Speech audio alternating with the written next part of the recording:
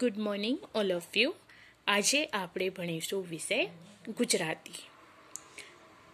એમાં આપણે આજે પ્રવૃત્તિ એટલે કે એક્ટિવિટી વિશે સમજ મેળવીશું. તો આપણે જઈએ પેજ નંબર 20 ઉપર. પ્રવૃત્તિ નંબર 3. નીચેના વાક્યોમાં યોગ્ય વિરામચિહ્નો મૂકી વાક્યો ફરી લખવાના છે. હવે અહીંયા પિક્ચર આપેલું છે.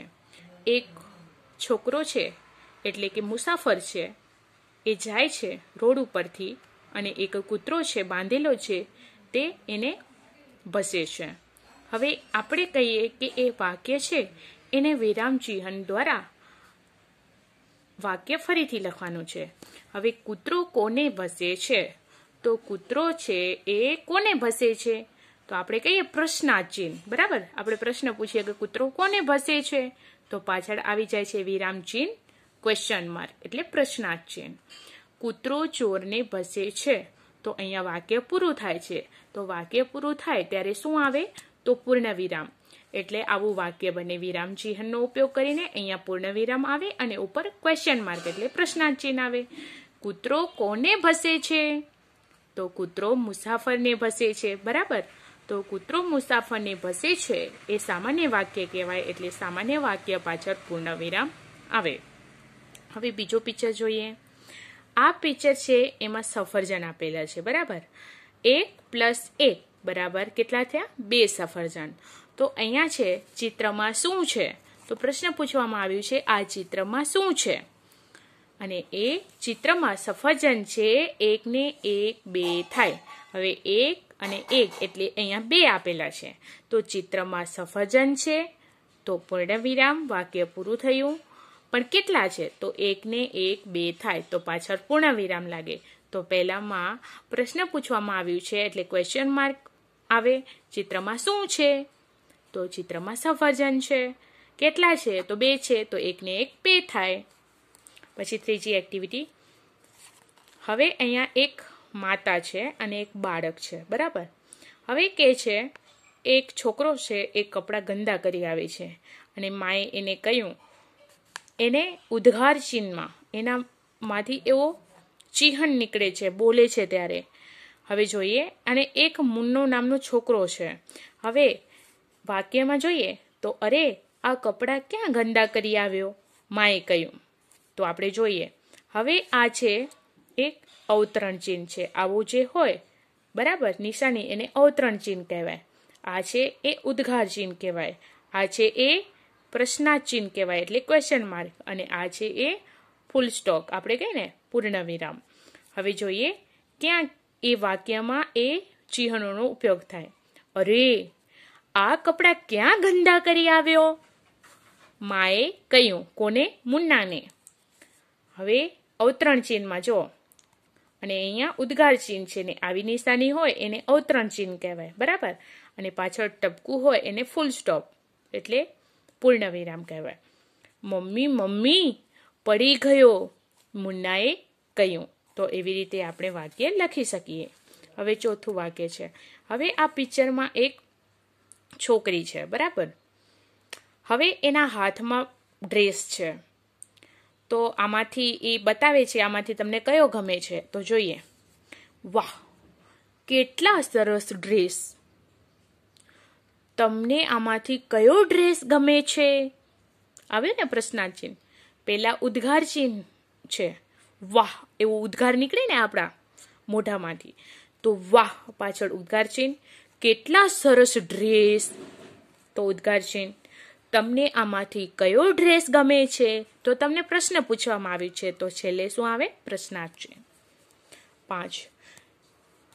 આ ઝાડ છે એના ઉપર કાગડો બેઠો છે અને નીચે છે એ શિયાળ બેઠું છે. હવે કાગડાની ચાંચમાં શું છે? કંઈક છે. બરાબર, તો હવે જોઈએ આમાં કાગડો ડાળી પર બેઠો છે તો એ સામાન્ય સિમ્પલ વાક્ય થયું. તો એના પાછળ આવે પૂર્ણ વિરામ. નીચે શિયાળ બેઠું છે તો એ પણ સામાન્ય વાક્ય કહેવાય તો પૂર્ણ વિરામ. પરંતુ અહીંયા પ્રશ્ન પૂછવામાં આવ્યું છે કે કાગડાના મોઢામાં કંઈક છે. બરાબર, ચાંચમાં.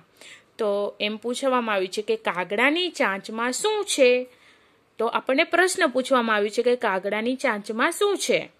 તો અહીંયા શું આવે છેલ્લે? પ્રશ્નાર્થ ચિહ્ન.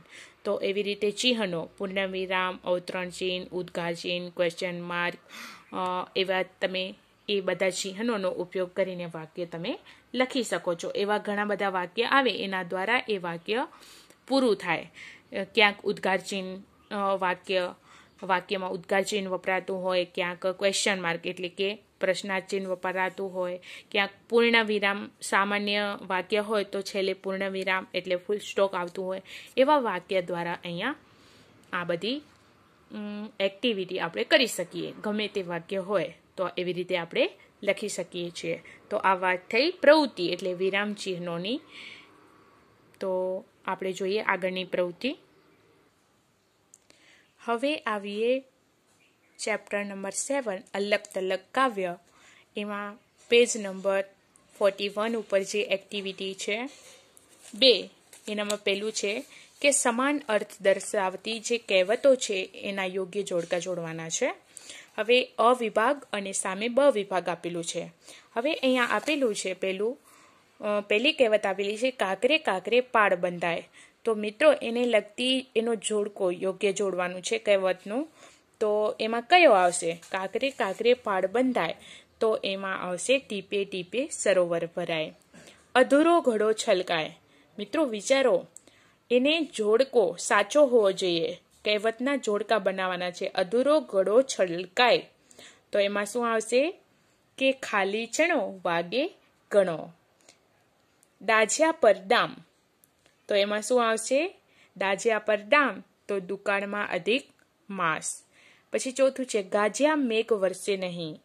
તો ગાજ્યા મેઘ વરસે નહીં એટલે ભસતા કૂતરા કરડે નહીં. જાજા હાથ રળિયામણા. તો એમાં આવશે સંપ ત્યાં જમ.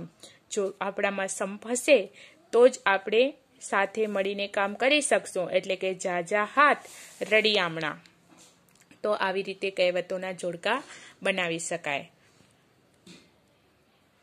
હવે પેજ નંબર 42 ઉપર 2 છે પ્રવૃત્તિ. વિરોધી અર્થ દર્શાવતી કહેવતોના યોગ્ય જોડકા જોડવાના છે. એટલે કે આ આખી કહેવત છે એનો વિરોધી જોડકો જોડવાનું છે.